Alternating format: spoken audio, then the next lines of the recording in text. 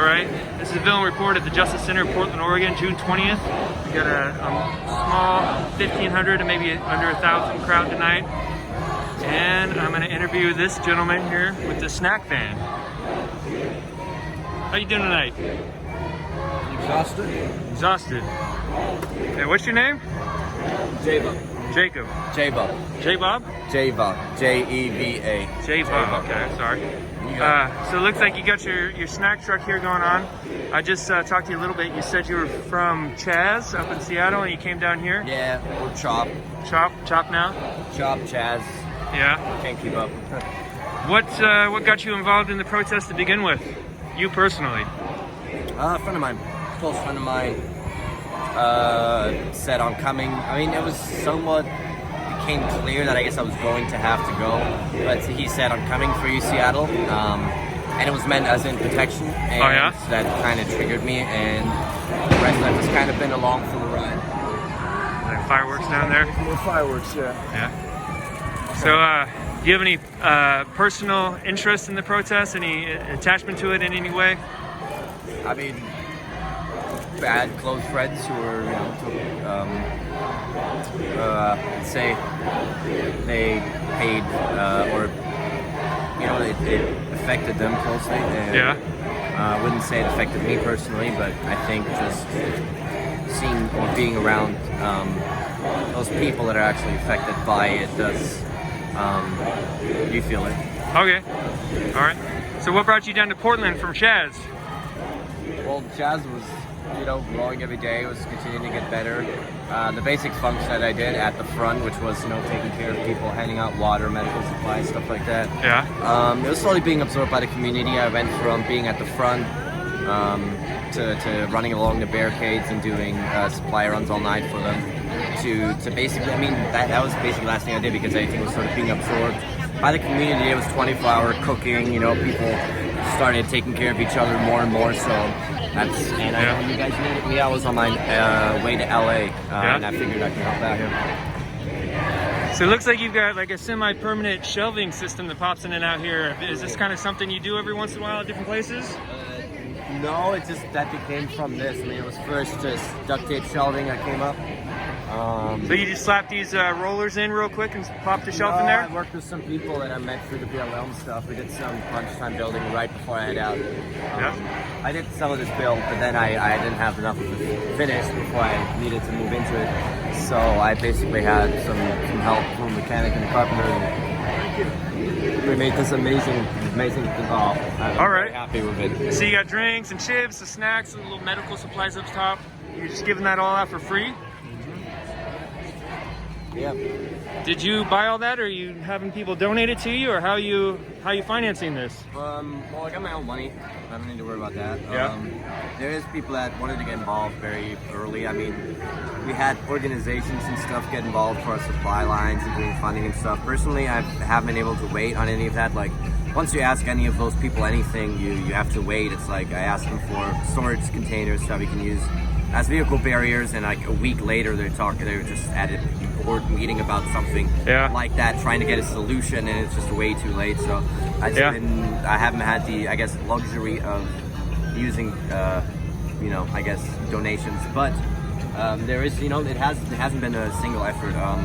Like the supply stations resupplied me over and over. I'm able to go up to Chaz and just supply on whatever is there for the basics like water. I generally didn't have to buy. Medical supplies also less. Those are like donated in general. On the field, people will leave things in here. Yes, that's what I said. At one point, we had a tool shelving on the other side. I also have like 3 umbrellas still in there. But your police force here seems less likely to be using flashbangs and smoke grenades. So, but once they start breaking out the umbrellas, I guess I got 3 more. Yeah. So what about the art, the tagging all over the van? Did that start intentionally, or did that... Oh, I just got Sharpies. I thought I could just wash away with alcohol, and on the first day, a couple of kids drew this right here. So you started it then? Someone didn't come up and start tagging it, and you just went with it? No. I thought it was a rather neat idea to be like, just let people do it with a Sharpie, because I can just use alcohol to get rid of it. But then some kids drew that, and I decided I should be using paint markers, and that's when taggers got involved, and I'm just trying to be as hands-off as I can about it. All right. Okay, I got one final question for you. So you sound like you're basically along for the ride with your friends for the protest, but even though it's not exactly your own thing, you're with your buddies, is there anything you're hoping to get out or accomplish, or that will be accomplished through this event? I think for the most part, I'm hoping that people realize that I think I think a lot of people have a really wrong impression of what's happening here. People at Chaz were just kind of trying to protect themselves. We had to set up vehicle barriers because somebody literally came the day before and shot at the crowd, and he got a misdemeanor charge. We were scared. Castells were considered allies of the police, and we were scared for our lives, and still are there. And yesterday there was a shooting by an extremist that shot one of our medics. That was allowed because the city changed the vehicle barriers. And do you know that there was a shooting there last night? A truck drove up to the barrier, shot 2 people, and a guy died. Somebody died, and the medics refused to come into the block. And the police showed up with AK-47s and agitated the crowds. There's a complete misreport right now out there. It's just, this 19-year-old kid got shot by an extremist the same way that these people go into churches and do mass shootings, and people just sound like that's what they deserve, and I think I'm trying to get a core message out of this. I think it's the fact that this is still happening, and that's why we're still out here. It's not that we have a solution to what is happening, but we're literally out here just trying to make sure that things get better and that maybe those people don't get shot. And it's not, the police is not helping. The police is making those things worse. The police was there when they got shot. Those people think they're on the side of the police. And I don't know what the solution is, but I guess that's all I have to say. Do you think that, let me ask you one last question. Do you think that if there were no police at all, society would be better or worse? I think we can just get rid of police. Sorry about the technical. So we had a technical difficulty, and so that last question was: Do you think that society would be better or worse if there were no police? I think you have to. We tried. It's just getting rid of police is kind of. I think not. I guess the point here. You can't go on and have a lawless society. That's not the point, but.